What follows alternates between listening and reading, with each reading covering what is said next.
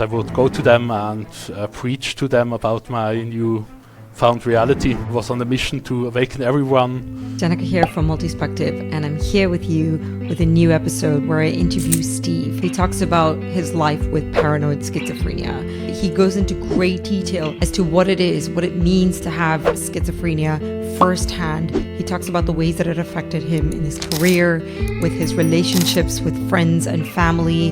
It struck me one day that I had to start Armageddon. And to start Armageddon, I simply set fire in my flat. Stay tuned, listen in. It is such a gripping episode, and I hope you enjoy it, but I also hope that it raises some awareness on the topic of schizophrenia and removes some of the stigmas that do exist. So please drop a comment below letting us know what you think, how you feel, because your feedback is extremely important to us. Thank you. You have suffered previously from what we call paranoid schizophrenia. That's correct. And right, and you mentioned on the platform as well that it's not something that you are battling with anymore, that you have been medicated on it and more or less been cleared of it. Yes, I still have to take the medication every day, but other than that, I see my psychiatrist every year for a quick checkup, but I don't need to go to therapy anymore.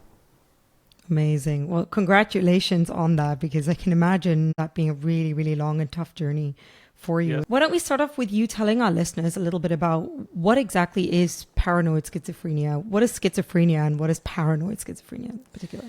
Well, schizophrenia is defined as a chronic mental illness that affects you radically and changes your whole being, your thoughts, your perception of the world, your emotions and your behavior are all very different than in the usual state of mind.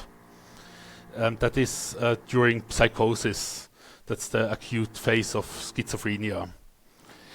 In paranoid schizophrenia, you have to deal with hallucinations and delusions. Hallucinations is something like voices that you hear but aren't really there. And delusion would be strange thoughts about those voices, for example. So those voices aren't just something that my brain makes up, but they are coming from an external source like God or the government or whatever. So that would be a delusion about the hallucinations. Today in psychiatry, they only speak of schizophrenia and not of paranoid schizophrenia anymore. That was my original diagnosis that I got 15 years ago, paranoid schizophrenia. But today they just say it's schizophrenia, but it's a very multifaceted illness that can affect lots of different aspects of yourself. So it's different for different individuals. And how can it be different for different individuals? The kinds of delusions or voices that you hear? It can all be very, well, for one thing, the voices can be heard audible, as if a person were sitting next to you and talking to you. But that wasn't never the case with me. I get it like telepathy more. So if I hear voices, then I think someone has to be talking to me telepathically. So I don't really hear it, but I hear it inside my head. It's a strange sensation. You can't really describe it without having experienced it for yourself. I think it's hard to. Right. Yes. So is it something kind of like the way a thought would enter someone's head? Is that what you would say how you experience it? Yes, like a implanted thought in my head that isn't coming from myself. So like a thought that appears in my head, but that is so strange and not mine. And it feels like it's not mine. It feels like it must be something else that's projecting these thoughts into my brain. So kind of a strange sensation that is hard to describe because no one gets it other than schizophrenics. It doesn't feel like it's coming from my own brain. The voices that I hear, they are talking about how I'm God and how I'm the Messiah, how I have to change the world, how I have to save everyone. So, and in a normal state of mind, I'm not very religious, or I pretty much was, before my first psychosis, a lifelong atheist even. So I did never come in contact with spirituality or something like that before. And then all of a sudden I hear these voices that are telling me the most religious and strange thoughts about me and the world and myself and everything in it. Interesting. Would you say that you've also experienced hallucinations? But that would fall under a hallucination, hearing thoughts in your brain that aren't really there. So I never had visual hallucinations, or just in the height of psychosis, when it's even hard to tell for me if I was just dreaming or daydreaming or if it was reality. But I once talked to a good friend of mine for maybe half an hour in his room, but the friend wasn't there really. He was in another city at the time. So I know this is something that I probably just all hallucinated. Right. But it's kind of hard in hindsight to tell what was real, what was dream, what was in between. Right. Yeah. Now that must be really scary when you're really in a place where you genuinely think it sounds like you are having a very normal conversation. It's not something that's out of the ordinary where you can even stop and question it.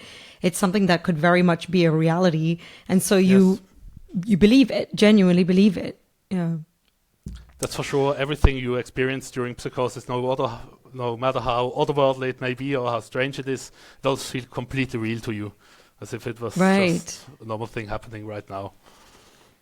Yeah, so it's I guess I would say, or rather as a question to you, would you say that that's one part of what categorizes it as a psychosis as opposed to a simple one-off sort of situation? Yeah. Yes, for sure. The fact that you can't say anymore, hey, this is happening because I have an illness or because this is, if you take drugs, for example, then you can say, oh, I hallucinate, but that's because of the drug I just took. So it's not real. Right. But you can't do that during psychosis anymore. Then it's all just real and happening without any thought like it might be not real. Yeah. It's just not, yeah. Now, is schizophrenia for most people that do have it, is it generally caused by genetics or trauma? What can be a general cause for it? It's mostly genetic. So as far as I know, there's still much research going on the topic on what causes schizophrenia. So we don't really know yet in research.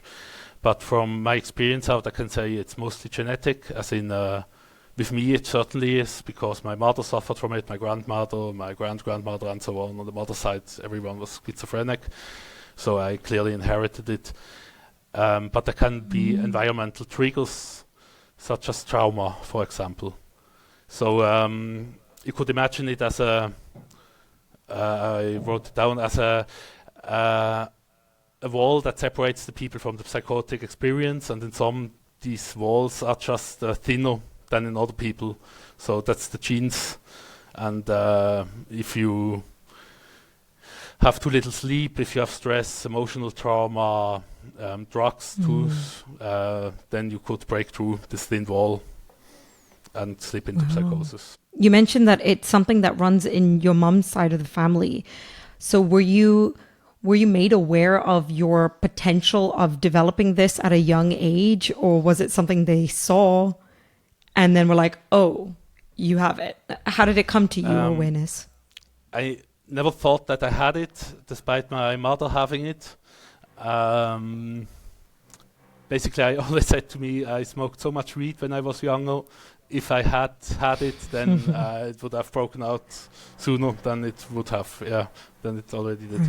But that was a false assumption. I had it, and in the age of 24, I got psychotic nonetheless. But my mother always tried to hide it as good as she could, so it never was a big topic in our family, this illness. And she could also manage it pretty well. So she was a very good mother and did a very good job with me, but raising me. But she never openly talked about the illness, so it never was that apparent for me. Interesting to hear, though, that this is something that you can have and you can very much manage, run a family, have children, have a successful life with it, and it be very functional. It all comes down to taking the medication every day. That's Right. pretty much the trick. Yeah. So would you say that's the only sort of treatment for schizophrenia? What kind of medication would it be? That are antipsychotic medications. There are a broad spectrum of antipsychotics, so it can take a while to find the right one that really works for you and hasn't a lot of negative side effects. So that's why a psychiatrist is needed, especially at the beginning, after your first psychosis, to get the medication right. And after that, it's pretty much all just taking the medication every day. With me, I never took any kind of therapy like cognitive behavioral therapy or something like that. There are cases where this is also a good idea if you still have problems with daily functioning or so after psychosis, to get that on track again. Right. But with me, it was enough to take the medication and a long time in the recovery, some years of recovery. There are potential cases where someone can recover from non-medicative ways by sort of treatment through therapy and cognitive behavioral therapy and everything. I wouldn't say that. Especially with paranoid schizophrenia, medication is a must. You can't talk with someone in a constructive way who is psychotic. It's just impossible to talk yourself or another person out of psychosis with just talk therapy. So medication is essential. You have to take the medication, and on top of that, this could also be a good idea to take therapy. But medication is the underlying thing that must be there. Right. Now, when you say that it's important to do therapy, to actually do therapy, can you walk me through what kind of therapies, what are the processes, what are the steps, what are they actually talking to you, how are they helping you sort of organize or understand this better? I said I was never in talk therapy so much. For you, not, yeah. I just had to figure things out on my own. That was a little bit challenging. Sometimes there were times I wished I was in talk therapy, but it's a hard job afterwards to distinguish between what was real or what could be real during the psychotic experience, and what is clearly not real and false. So you all have to sort out the whole thing, and that takes some time. And I would imagine that therapists could also help you with that, with just getting your thoughts straight again and being able to distinguish between reality and fiction. You mentioned that one of the first times when you had your first psychosis at 24 was when it came to awareness that, okay, this is something that you have that needs to be dealt with. Can you talk to me about what happened at 24? For sure, yes. It's a longer story, but I try to keep it short. When my mother was psychotic at the time, so I had a lot of emotional trauma going on. Then I had stress. I was at university, in med school, at the finals. So I had a lot of stress learning. I had depression. Some years before I got psychotic, I got pretty much depressed, yes. And to combat that, I started with mindfulness meditation and with smoking way too much weed, way too much cannabis. So I did that daily, meditating and smoking cannabis and sleeping too little because a lot of stress and lots of things to do. And then one day, one evening in mindfulness meditation, formal meditation, I just thought I hit enlightenment or something like that. So it felt like everything that I ever experienced in my life just fell into place, and it made all perfect sense in this big picture that was my life. And a kind of it's always very hard for me to put this kind of experience into words, because they all sound so spiritual, and I'm like not like that, but it's it felt like becoming one with God, if I could say that. But that's... What if it was really a spiritual journey, though? You were experiencing a little moment of clarity. I still think about it that way, that it's kind of a spiritual accident, maybe. Something that, but that is spiritual in nature, but something that just stumbled across without wanting it to experience it. But it was very impressive, let's say, like this. But the problem is, with me, psychosis always starts very nice and very wonderful, as in, becoming one with God, and everything makes sense and everything is perfect and so on. But after the weeks pass and months pass, it always gets more intense and more abstract and more strange and more scary and more out of control and everything. So in the beginning, it's always very nice. Do you recall? Yeah, do you remember? I still remember very good, very vividly too, everything that happened, yes. Except, but then with my second psychosis, there was a time where I was unconscious for 2 weeks or so. So this can also happen. If it gets too intense, then everything shuts down and you become catatonic. So you can't move a muscle anymore, and you just stand there and don't do anything anymore for days, weeks, until someone finds you and feeds you and gives you water again. So that's the other side of it. Right. But I still remember from when it happened, I thought I was on the way of waking up from reality as some sort of divine being. That was the sensation that I was going through. At what point then in that first psychosis that you had, did it occur to either you or your family, people around you, that this is a breakdown, this is not a good thing? That was clearly first the family that noticed this, family and friends, because I would go to them and preach to them about my new found reality. Back then I was on a mission to awaken everyone so I wanted everyone to experience the same thing that I was experiencing right now. So I wanted everything to save everyone from reality. And I went out there and preached to them, and they clearly must have thought, this guy, he's napped, he thinks he's Jesus. So clearly they noticed first. Right. And so what happened after that?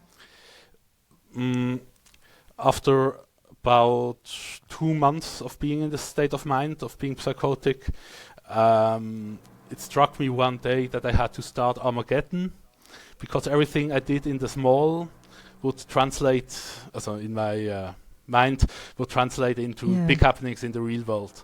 So in this case, I could do magic by doing a little ritual in the small, then it would translate into world happenings out there. And to start Armageddon, I simply set fire in my flat, which wasn't a good idea. So I thought if I make a small fire, then the whole world would burn, but from the ashes, heaven would arise. That was my the idea thought process. Back then, I lived together with 2 friends of mine that I don't see, or 2 people that I used to know.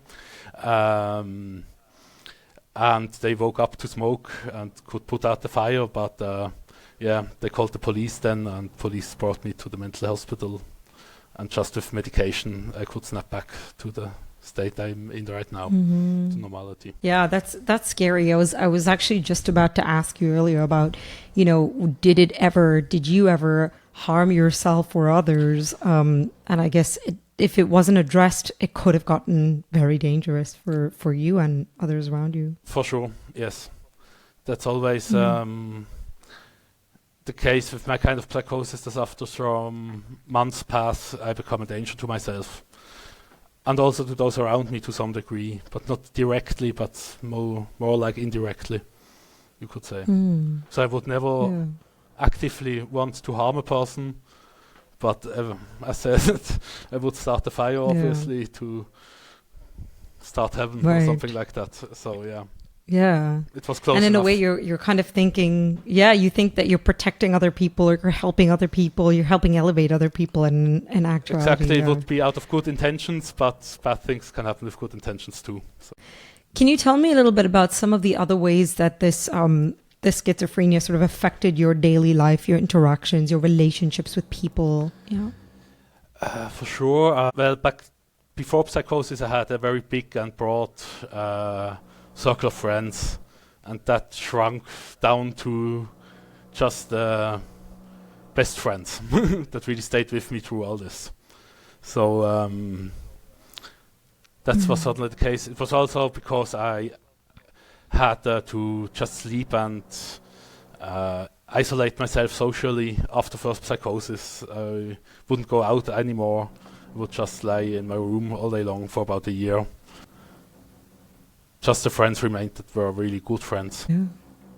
During psychosis, you I think can't interact with people in any normal way, so they all just know that I'm crazy when I'm talking to them. But off my meds, I can still function normally again, but I have, and I still have friends, and still have a social circle, and it's all right. But it shrunk. The whole thing became smaller. What about relationships, like dating and that sort of? Not since my first psychosis, sadly, because I said in the beginning, I just isolated myself so much that I wouldn't talk to anyone. But this got better, but it's also the side effects of the medication that really make you sleepy all day long. So it's kind of, and you lose, you kind of lose interest in all kinds of things that made you happy before psychosis aren't making you happy anymore. Could be the medication, could be the illness. But I don't go out as much, and I don't enjoy talking to other people, talking to women that much as before. It's kind of sad, but that's kind of a side effect of the medication, I think. It's just everything is so exhausting for me. Too exhausting to manage. What about in the workplace? I had to stop working at the beginning, as I was in university and I didn't get the degree because I dropped out after psychosis. Then I started in a protected work environment. That's something we have in our country, where you can work just, even if you can't really work, you can go there and learn to work again in a protected sort of environment where they don't just cannot fire you for mistakes you make, but they just build you up to be able to work again. And now I work 50%, so I only can work half time. All the time I sleep. It's like the medication that you started taking is the thing that's kind of really turned everything around for you, right? That, yes, I would put it like that, yes. It's absolutely necessary that one takes the medication with this illness, but it also destroys lots of things, so it takes a lot of things away from you. How often were these psychoses happening for you? It's pretty much, I only quit the medication once. So since I'm 24, I take the medication, but 2015, the psychiatrist said we could try it without. So we tried, but it failed, and I got psychotic again after some weeks of not taking it. So since then I just take it because it goes so out of control every time. You said in your second one that you had like a period of a good like few weeks where you were not aware of what you were doing. So in those kind of episodes, you've had to have maybe people come back to you and retell what had happened or where you'd been or what had gone on.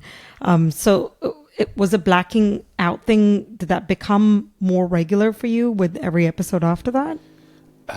No, it only was during the second psychosis I had. I was always already in treatment then, so already in the clinic, the mental health clinic. Maybe it was also triggered by the meds that they gave me, but I just know that for 2 weeks I can't remember a thing, and I know a little bit that at first I was very rowdy, so I would throw things around and push people around and behave like, I don't know, like a zoo animal or something like that doesn't want to be caged, from what I heard.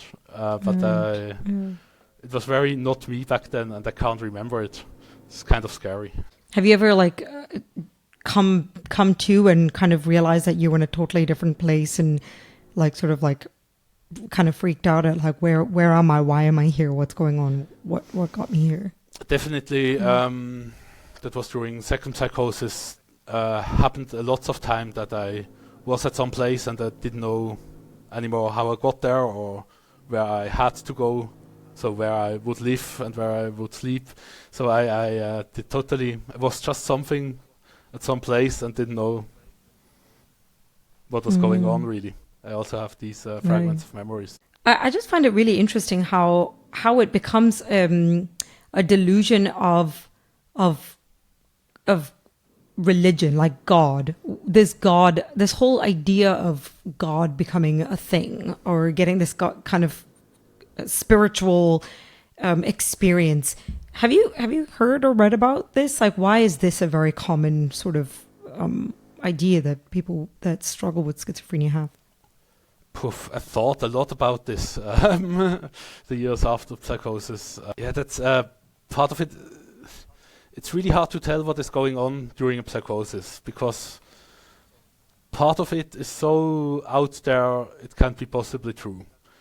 Like that I'm the only God, that I'm Jesus basically. That's just not something that I can rule out. But can I rule out that we are maybe all gods deep down inside? Maybe we're all made from God or made in God's image. Yeah. And so it's not that, it's a kind of a spectrum of complete insanity and could be real in a religious sense. Right. And it's very hard to go through all the different things you get explained by the divine during psychosis to go back there and then try to categorize what is real and what is not real, what is maybe real. Because even for psychologists, the literal definition of it as well is that people that have schizophrenia tend to have these kinds of ideas in their head when they're going through a psychosis. So it's such a common thread between anyone that's been struggling with this. So I just find that really fascinating.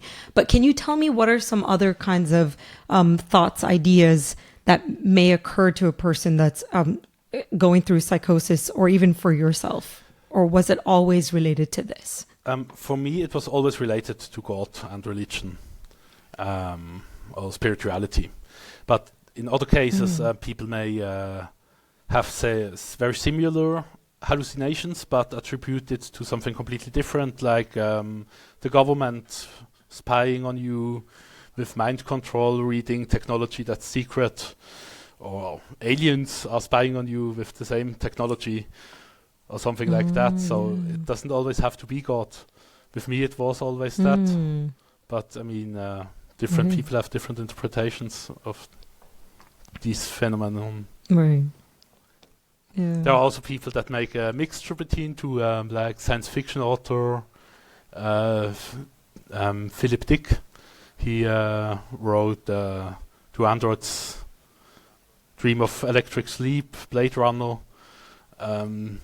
Wrote a book called Valis, where it's a satellite that beams the thoughts in his head. Can you describe a time when paranoia had a really strong impact on a decision or a situation in your life? Well, paranoia is just the technical term of the diagnosis that I got. When I get it more in the form of pronoia. That's the thought that everyone conspires behind me, behind my back, but on my behalf, not to harm me, but to help me. So it's a kind of like paranoia, but a very positive kind of paranoia. Everything knows or has to know that I'm God because they can all read my mind. That's not a sensation that you get, that you can read minds and your minds can be read.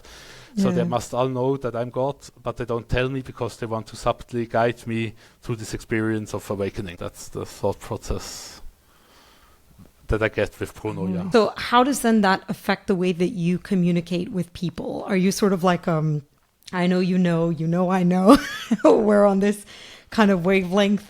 What are the kinds of ways that you communicate with people in that? Yeah, they just never admit it that they can read my thoughts because they obviously can, but I won't believe it. Right. So that causes conflict or strange discussions where I'm acting crazy again in front of people when I try to confront them about it. Yes.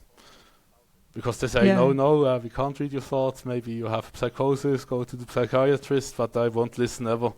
I just say, but I have these and these and these and these kinds of like evidence for it in my mind that they can read my mind. But of course, the evidence isn't really there. Have you ever had a paranoia that's actually been negative for you during psychosis? Were you actually thinking negative things? Yes, at the end, I thought that I was being chased down by the Vatican for my connection to God, so they would like to see me dead because I was the true Messiah or something like that. So I had thoughts that they were out me, this group, to kill me. But this was only maybe for a week or something like that at the end of first psychosis. Right. Mostly it was very... For a week, I mean, that's... Yeah, it's very scary. It's too long. And if it's intrusive and it's constant and it's there and it's playing in your head all the time, and you're in psychosis, so you believe what you're listening to as well. How did you navigate that? Yeah, it's always a big adventure. It's always like in a action movie or in a action game, single-player game, where you're the main character and all kinds of shit is going down around you, all kinds of stuff is going down around you. It kind of feels like being Neo in the Matrix or Truman in the Truman Show or something like that. That's why I just take the meds every day, like clockwork, because I really don't want to experience it again. Of course, it's not a guarantee. You can also have it while taking the meds. So. Do you think for anyone that might be going through it or friends with, related to someone that might be experiencing something like this, what kind of ways can we support someone and how can you look after yourself in these situations? Well, it's right after psychosis, you don't feel like doing anything at all anymore. You just sleep and eat maybe, but don't go out anymore and don't want to see anyone anymore, don't want to talk to anyone. So I think during that time it's important to accept that as a friend or family member and to just show him that you're still there for him if he wants to. Maybe all week you can write him something like, hey, if you want, we can go out for a beer or whatever. But don't assume that he will pick up on it. But just show him that you're still a friend of him, but don't expect him to actually leave the bed for quite some time after psychosis. Right. It takes years to get back to normal again after psychosis, or after first psychosis, or it was this case with me. It's also during psychosis your adrenaline is very high, so you're constantly on 180, full power, full stress, full everything is so. It's very energetic to be psychotic, and afterwards it's just the batteries are completely down to zero, and you're just completely out. I'm very curious because this is actually reminding me. I did an episode previously with a guest who was a army general in the U.S. and he actually struggled with bipolar disorder. He was diagnosed with bipolar disorder, and he talked. There's so many similarities from what he said. He also talked about being in different episodes. The high. He also had the depressive episode, but he also had the high. And he said at some point when he was experiencing the highs, he started to imagine and feel like he was flying. He felt like he was a messiah. He had these godlike images of himself. And he was, again, working at a million miles a minute kind of way, trying to convince other people that they should all follow his agenda or his purpose. And even at work, he was going at full pace and full speed. So it seems like there's like a very fine line between, you know, what we would categorize schizophrenia and what we categorize bipolar. Have you heard of this before? Would you agree with that? It's definitely related somehow. So, as in during a manic phase in bipolar, you also can experience psychosis. It's usually not that strong or not that intense psychosis during. It's always strong, these kind of experiences, but.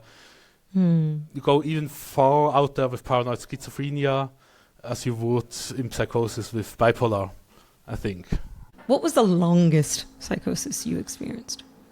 That was last psychosis. That was about 4 months untreated and then about maybe 3 months treated in the clinic. So, that was pretty much half a year of being in this state of mind. Constantly. It took some time. First psychosis, I would snap out of it rather quickly. So after 2 weeks of taking the medication, I would snap out of it and back into some sort of reality again. But the second psychosis took much longer, took months, not weeks, to get back. Grip psychosis would be more intense than the last one before it. And that could be because the medication is building up a tolerance, or you are building up a tolerance against the medication. Then if the medication isn't there, then it's stronger. Right. What was the inpatient experience like? What's the treatment like there, the medical facilities? It's in Switzerland, but it's very nice over there. Switzerland. So I can't really complain. It felt like a safe haven in a crumbling world. This was my place to be because kind of felt safe there. And the food was excellent, a little bit boring. Then after I came back to reality, I still had to stay there. That's a boring time, but it's all right. So I can only speak good about the medical system here. So can you tell me, like, other kinds of resources that you've turned to, support that you've turned to outside of like your personal set of family and friends? Thank God for like the internet. Have you looked up like different Facebook groups, and has that helped hearing other people's stories as well? Yes, definitely. Talking helps a lot. Talking about this illness and this condition. Especially when talking about something otherworldly like psychosis, it helps to talk with people who have experienced the same, because it's hard to properly communicate the whole experience to someone who hasn't had it for himself. So it's nice that you have the internet where you can meet people that went through the same or through something similar and just talk to them. So in Facebook groups, Reddit, subreddits, subreddits. And in doing that, in that process of like, you know, reaching out to people on the internet or sharing your personal story on the internet, have you come across haters or people with their own kind of ill understanding of it? And, you know, what are some of the stigmas that you've kind of faced with it? Oh, there are all kinds of stigmas out there, or haters, of course, yes. But mostly, I think if there's a hater, then it's because he doesn't understand what schizophrenia is, or mistakes it for a psychopath or something like this. So he assumes the worst, but that's because he doesn't know what he's talking about, or he doesn't know what this illness entails, and is just informed badly from the media or from movies and TV. Right. So, and of course there are all kinds of anti-psychiatry people that don't like psychiatry. that say, there's no such thing as schizophrenia, you shouldn't take the meds.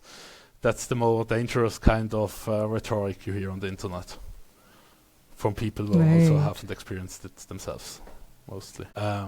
It makes it sort of even more isolating of an experience when you're, just simply trying to share or spread awareness, or just read about it, understand and learn about it yourself. You go into forums to look for information to help you kind of understand your own situation, and then you see these kind of comments. And I guess there are also movies, TV shows that don't always depict it quite well. I mean, 1 in 100 people experience psychosis at least once in their life, so it's not that uncommon. It's still quite rare, but with lots of medicated people, you just can't tell that they had a psychosis once in their life before. And the media just likes to portray it because it has sensational value. It makes for a good story. If I don't know, a villain like Joker or somebody like that has schizophrenia, and then it's explained, he's bad because he has schizophrenia, but that's just not the case in normal life. That's two very different things. Someone who suffers from schizophrenia and a psychopath who would hurt people. So just, it's really not the same. Are there any movies or books, TV shows that you have read or watched that you feel showcase schizophrenia as closely or as accurately as you've experienced it, or you know it, as you know it, that you would like to share with our listeners? Maybe if anyone would be interested to learn about it themselves, that they can read into. Thinking about it, one of the classics is A Beautiful Mind. That's certainly something. It's pretty impossible to accurately portray it, as said, even through film and sound and media. But it's a well-intended try at it. So A Beautiful Mind is a good movie about schizophrenia, I would say. Yeah. I would also like to just point out to the listeners as well, because I did do a little bit of reading about this as well. And, I read that some people have talked about one other stigma is that there's a lot of information out there that, those that do have schizophrenia are because that they have made poor life choices on their own. So they have chosen to take drugs, or they have chosen to choose a path of life that triggers this. But, I feel like it's very important for people to know and understand that it's not something that's triggered necessarily by poor life choices. We all make poor life choices, right? But I think there is an inclination. Certain individuals maybe are more inclined, again, as you mentioned, genetically. And so, I think it's just really important that we kind of understand that very clearly. Exactly. Yeah. It's just a bad genetic lottery that you kind of had a bad ticket. And now you have to live with it. But so final message, Steve, just to sort of wrap this up. Anything else, any other plugins you would like to give our listeners to take away today about this illness that you wish that people would know, hear about, or learn a little bit more about? Maybe I can say again, medication is the most important part of it in the treatment and the recovery process. So you really need to take the medication, even if they have heavy side effects or can have heavy side effects. So that's the most important part. After that, after you are in treatment and take the medication, it just takes a lot of time. It will get better with time, but it can take years. And stick with someone who experienced it. It's hard to put yourself in the shoes of someone who experienced this, but try to be as empathic as possible and try to still be his friend, even if he doesn't want to see you for years maybe, but just show him that you're still there for him. That can be very important for the person, so it's not so isolating as it is anyways. Thank you so much for being on the podcast and being vulnerable with us. If you enjoyed the episode and would like to help support the show, please follow and subscribe. You can rate and review your feedback on any of our platforms listed in the description. I'd like to recognize our guests who are vulnerable and open to share their life experiences with us. Thank you for showing us we're human. Also, a thank you to our team who worked so hard behind the scenes to make it happen. Stefan Menzel. The show would be nothing without you. I'm Jenica, host and writer of the show, and you're listening to Multispective.